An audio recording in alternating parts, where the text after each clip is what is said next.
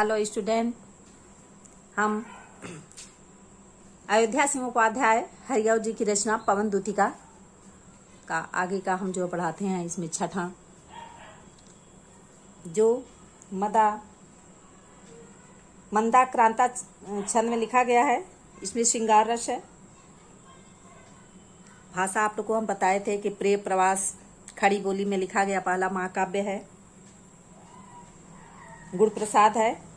इसमें श्री राधा में समाज सेवा का भाव मुखर उठा है। राधा जी का लोक सेविका का स्वरूप जो है व्यंजित है। इसमें कवि कहते हैं कि जाते जाते अगर पथ में क्लांत कोई दिखावे तो जाके सन्निकट उसकी क्लांतियों को मिटाना। इसमें श्री राधा जी कहती हैं, पवन से कहती हैं, पवन का मानवीकरण कर दिया कवि ने।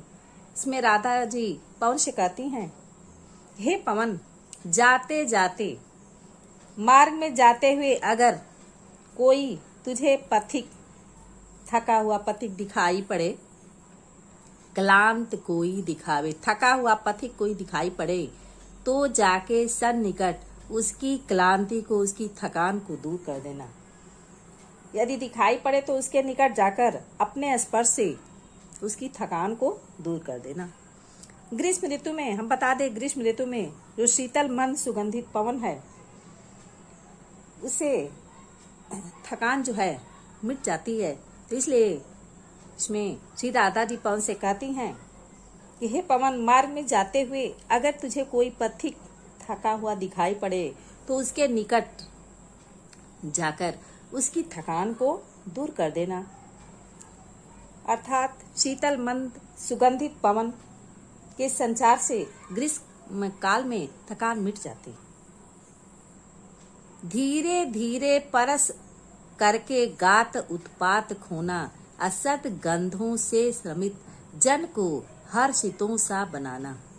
धीरे धीरे परस स्पर्श करके गात उसके शरीर के उत्ताप गर्मी को दूर कर देना। असत गंधों से श्रमित, सत गंधों से पुष्पों की सुगंधित, जो सुगंधित पुष्पों की वाय है, पुष्पों की सुगंध से जन को हर्षितों सा बनाना। उपमा अलंकार है। हर व्यक्ति को प्रसन्न कर देना।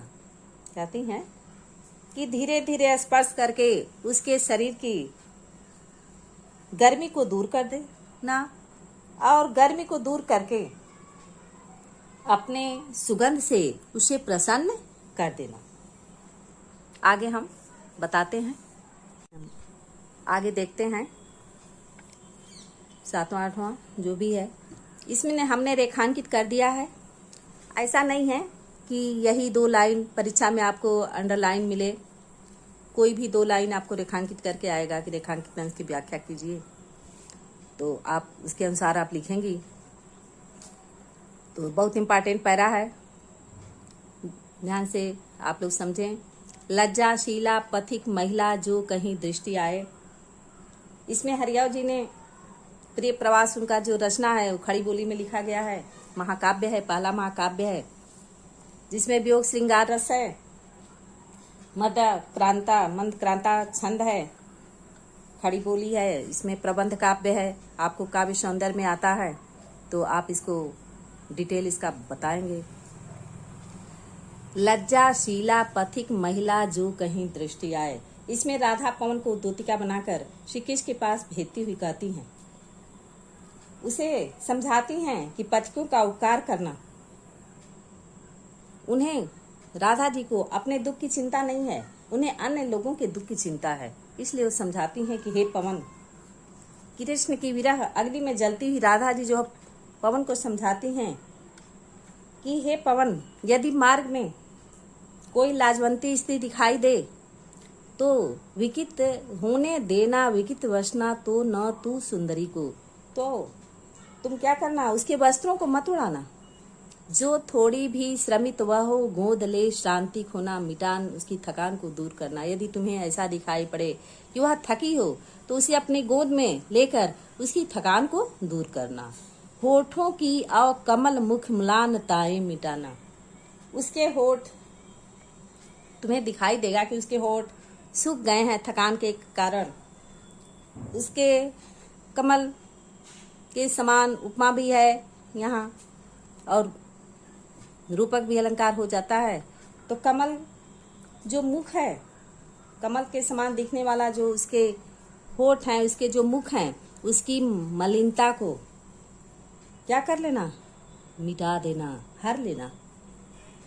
कोई क्लांता कृषक ललना खेत में जो दिखावे, धीरे धीरे परस उसकी क्लांतियों को मिटाना।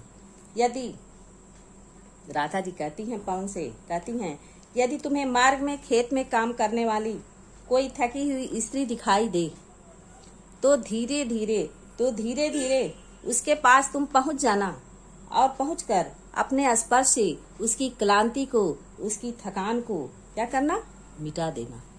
जाता कोई जलद यदि हो व्योम में तो उसे ला।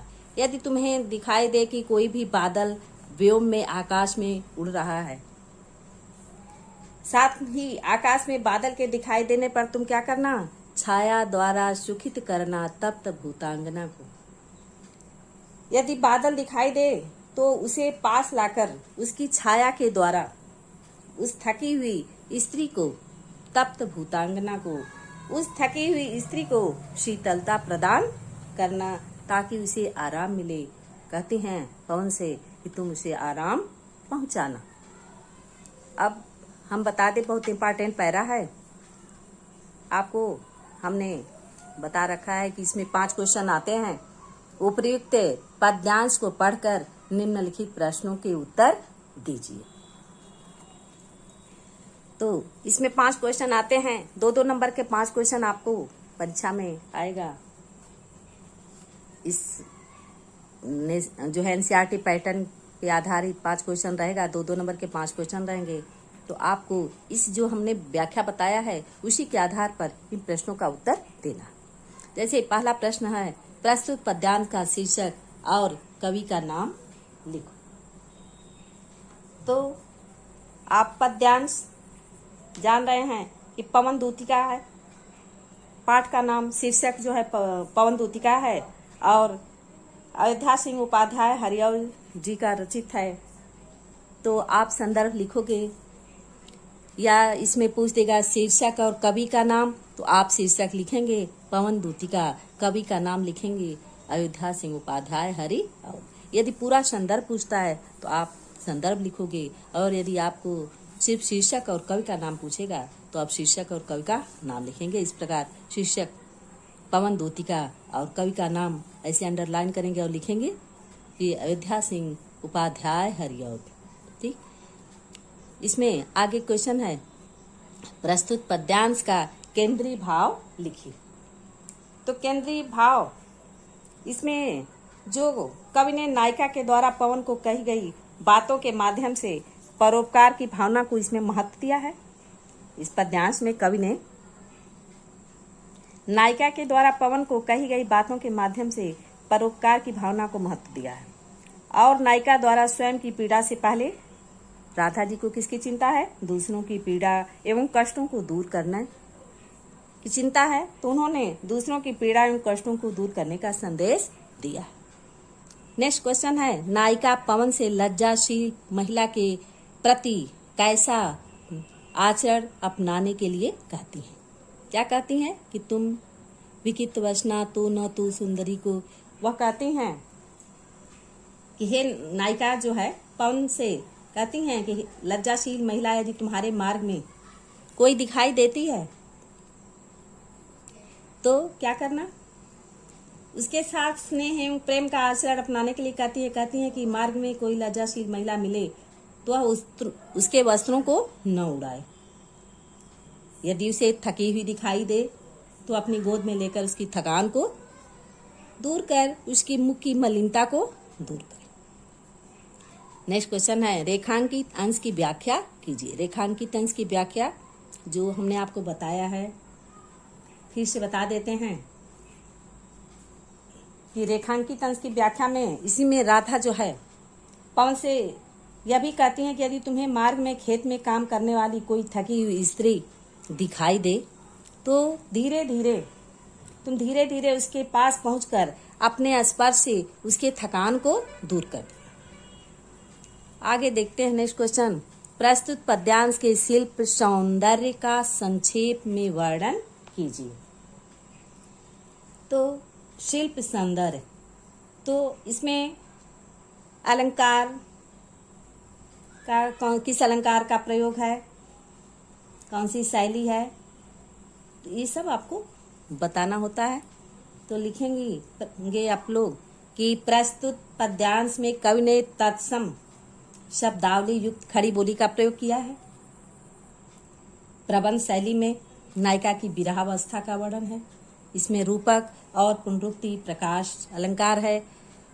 इसमें कवि ने पवन को द्वितीया बनाया है, इसलिए इसमें मानवीकरण अलंकार का प्रयोग किया गया है। ऐसे आप परीक्षा में जो है क्वेश्चन का आंसर लिखेंगे। थैंक यू स्टूडेंट, आप वीडियो को बार बार देखें और समझें।